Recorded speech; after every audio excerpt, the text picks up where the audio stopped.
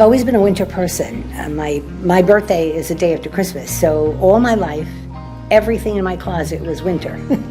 And I guess I grew up loving winter. I love the snow, and so when I see a scene of winter, I've done many paintings of them. I just absolutely love them. I get inspired by seeing the snow. It's so pristine and beautiful, and I like that very much. Both my parents were commercial artists, so my sister and I were raised with art all around us from day one. I'm a believer that the art genes are inherited, and this seems to be the case with my sister and me, as we both love art, are fairly talented, and love to be around it all the time. My daughter and son are both artistic, as are our grandkids. The same goes for my sister's kids and grandson. Growing up in a house with artists, we had unlimited access to art supplies and opportunities to use them, plus tutoring whenever we had questions, and always praise and constructive criticism around every corner. Neither I nor my sister chose a career in art, however. She was a school librarian and I was a civil engineer, but we both engaged in art frequently as a hobby. Upon retirement 10 years ago, I joined Pine Shores Art Association and started painting and drawing on a more regular basis, taking many art courses and entering every show the Pine Shores sponsored.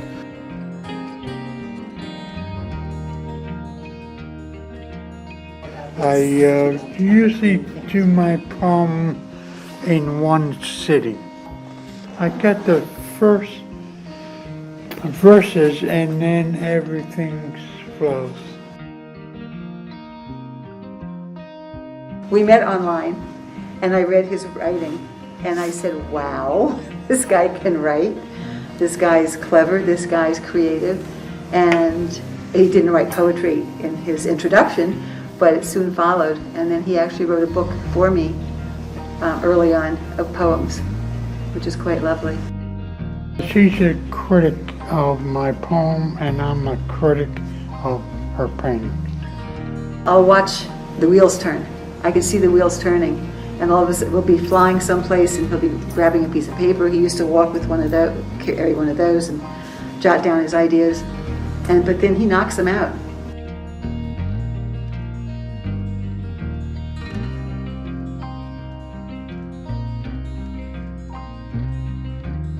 Personally, I love to do winter trees that have no leaves on them. I love the way they look. I love to paint them. So I take a lot of pictures and then I look at them all when I print them. And then, sometimes there's a picture that speaks to me without me touching a thing. And then other times I'm taking a little bit from this one, a little bit from that one to create my composition.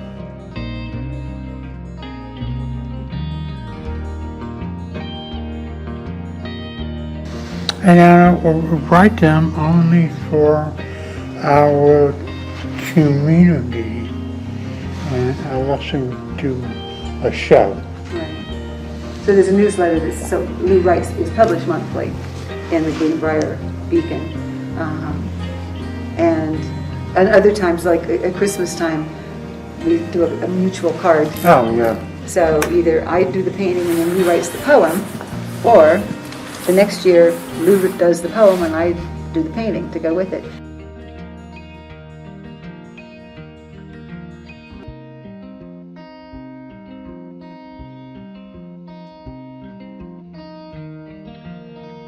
Most of the time, it's my version of what I'm seeing, and I take the artistic liberty to change things if I think they need to be.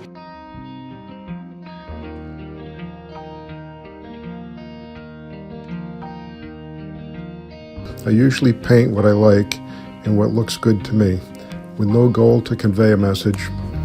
Every year Pine Shores has several unique shows that push artists to get out of their comfort zone or rut. I enjoy the challenges of competing and creating something to fulfill a competition requirement, such as accurately copying a famous artist's masterpiece or creating a painting using only black and white in my palette. I also am an amateur photographer, and a majority of my photos are taken with the intent to paint them for a future showpiece or personal gift.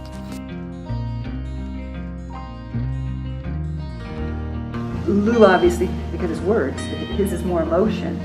My paintings are more, I interpret what I'm seeing, as opposed to emitting some kind of an emotion through the painting. I'm more of trying to represent what it is I've seen.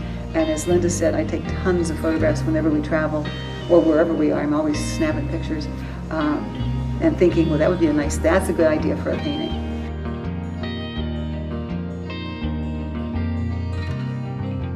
It's been my honor to be a member of Pine Shores since 2002, and it is really, truly one of the best art associations that I've ever been affiliated with or know of, because the people there are all genuine and they're helpful and caring, and it's like one big family.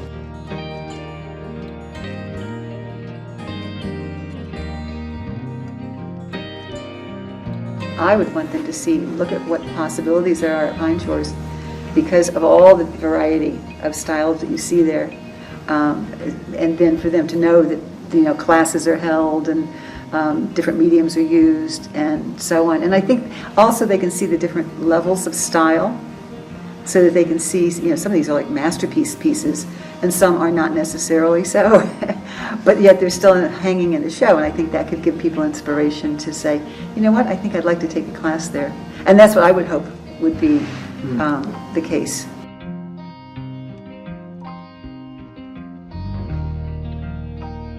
I particularly like shows with a theme, so Winter Wonderland gives a viewer a chance to step out into the artist's world and maybe share, even for a brief moment, the experience the artist wanted to convey as they observe a snow-covered landscape, a cold snowy path among trees, or a frigid stream or lake reflecting picturesque images of frosty houses and sunlit background with deep cobalt blue shadows.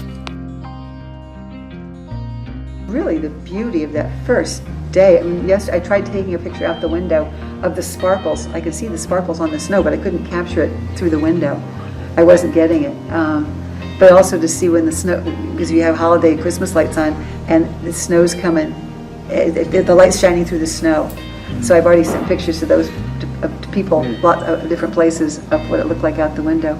So just the beauty. I hate the cold, but I love the beauty of the first part of the snow. There's so much beauty in our world that compensates for all the bad things. I mean, that's my take on it. I just want people to see that the world is a beautiful place.